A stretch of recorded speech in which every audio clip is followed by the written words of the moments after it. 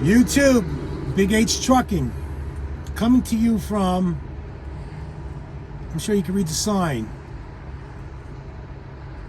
Peterbilt Hunter Truck Pocono, and I'm back.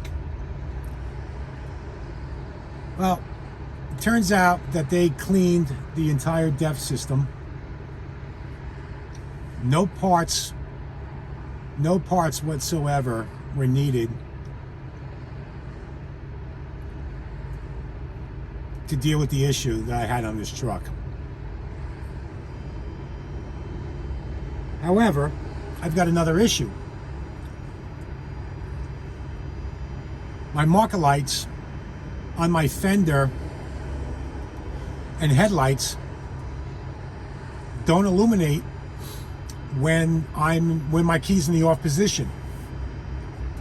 The top ones work and the door ones work. And the tail lights work, all that stuff.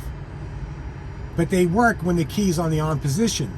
So I come over to, so I bring it to Prime this morning, hopefully getting out, because I've been home for 8 days. And I noticed the problem last night when I got out to go to the store. I was like, where's my marker lights on my headlights? Oh no.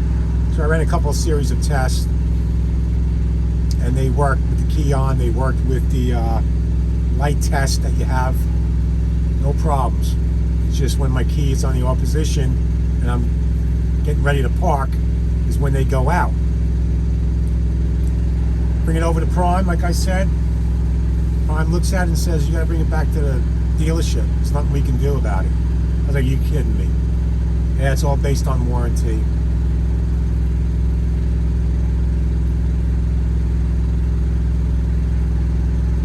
So I've been spending money left and right on Uber to come pick up this truck, bring me back to the terminal, come back, get me back to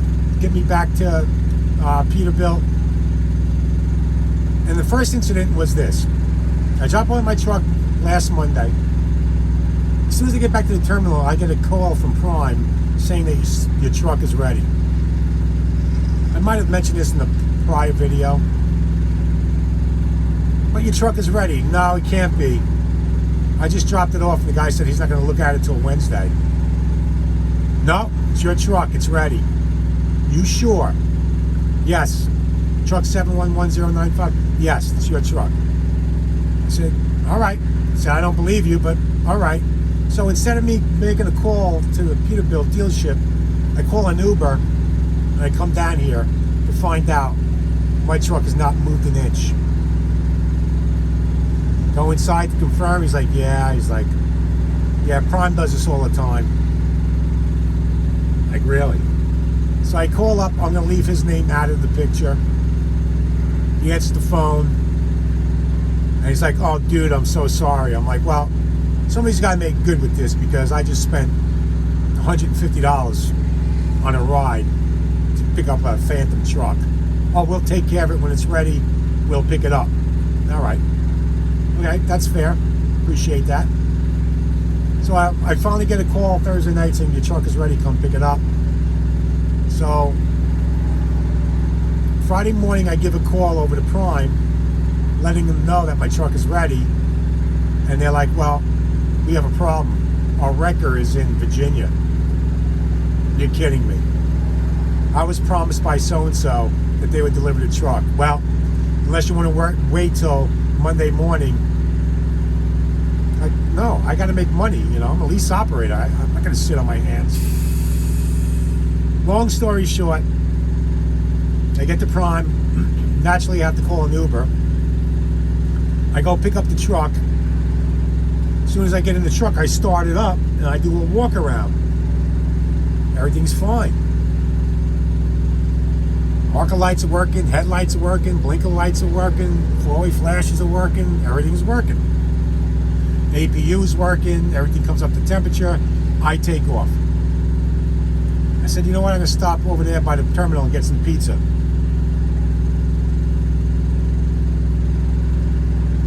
I get out of my truck and that's when I noticed that my marker lights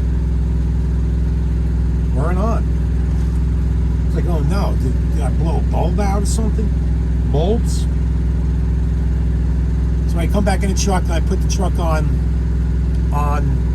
the on position, like you're gonna start it up. And all the lights come on. Like, wow, that's strange.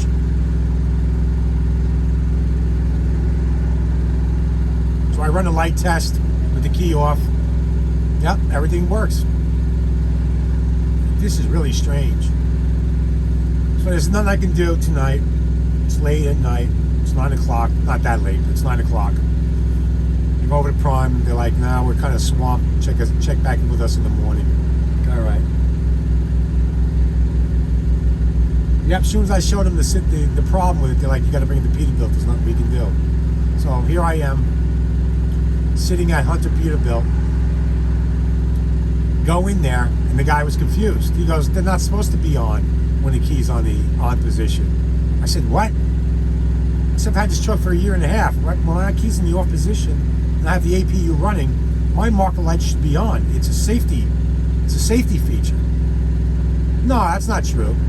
I said, oh my God. I said, you're kidding me. And what's your title? You're a service manager? And you don't know that the service lights are supposed to be on? The running lights are supposed to be on? I was like, bro, is there anybody else I can speak to? I have a feeling you don't know what you're talking about. I go, can you trust me when I tell you that the marker lights for the headlights and the fender should be illuminated when my key's in the off position? And my light selection's on running lights. Light is not on the off, it's on the on position. It should be illuminated. If I get pulled over by DOT and they run a test and they walk around the truck with the lights, with the running lights on, not the headlamps, but the running lights, they all should be illuminated. Oh, yeah, oh, okay, I see what you're saying. Well, there's nothing we can do today. It's Saturday, and the only guys I got working are guys who change oil.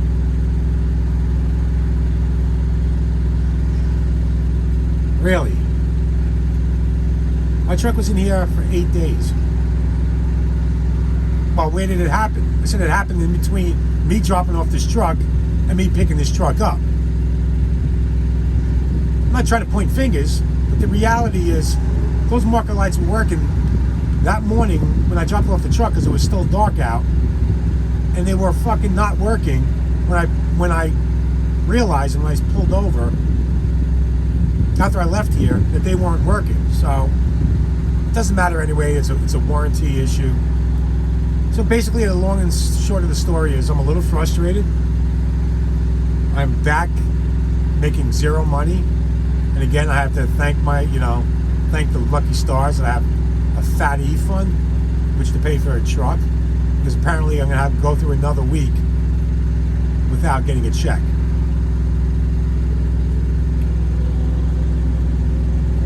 So I let Road Assist know, and they gave me what's called a reference number to give to Peterbilt. In addition to that, I've also had water coming into my passenger side when the AC is running. Now I know it's winter and I'm not running my AC, but there's a problem somewhere, which I pointed out to the gentleman after he realized that the marker light should be on when the key's in the off position, and the light and the lamp indicator is on the running light.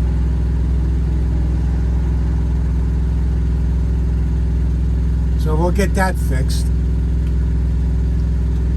So I'm going home, folks. I'm waiting for an Uber.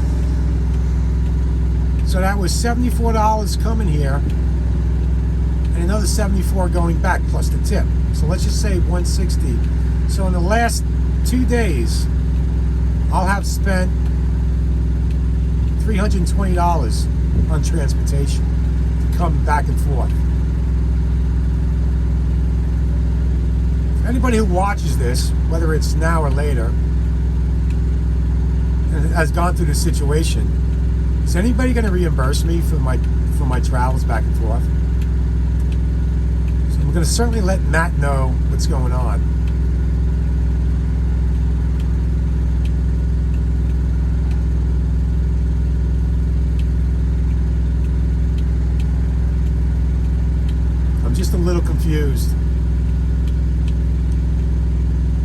And I just hope this is not a snowball effect.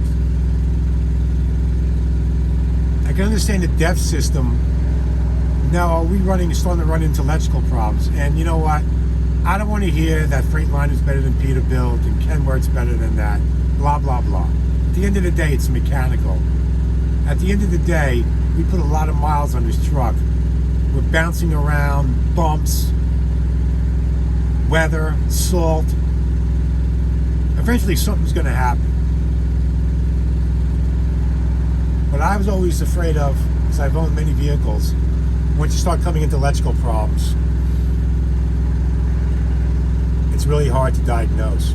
Now, this truck could be in the shop for one day. He told me to check back for an update Monday afternoon. Or this truck could sit in the dealership over Thanksgiving.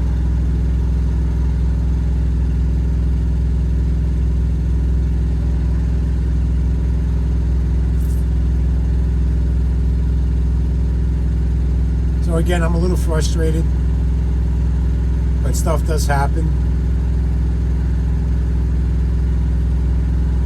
And again, thank God I have a fat E-fund.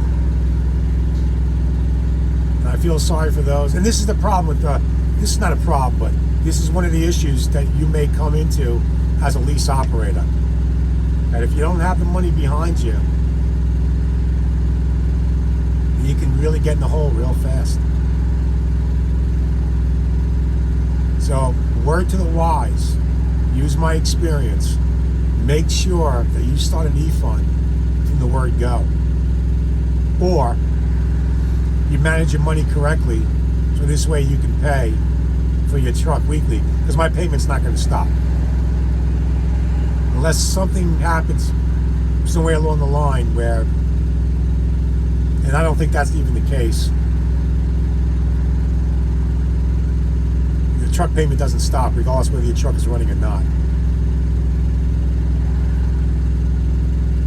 So that's something to think about when you're coming into Prime as a company or a lease driver. Now, the other fortunate thing is I always try to look for the good and the positive in things, is that I'm local. I'm going to go get my car, jump in my car, and go back home. Thank God I'm not in like Illinois or another part of the country where, once again, I'd have to go to a hotel room. So the little money that I'm paying to get back to the terminal,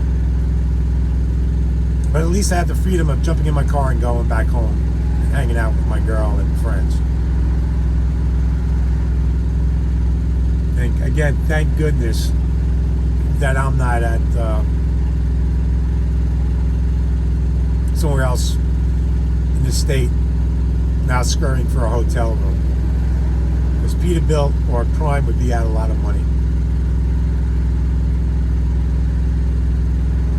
Now, I think I told the guy before he left that if I was him or them, that once you finish with a truck, why don't you just go through the prompts to make sure everything's working correctly instead of rushing through things and getting another truck in.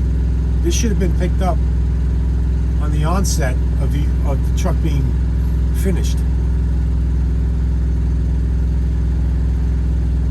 So folks, we're going home. Have a great weekend. Stay safe. Stay warm. Don't forget to drain your air tanks. Don't forget the anti-gel. Make good decisions. And we'll talk to you soon. Peace out.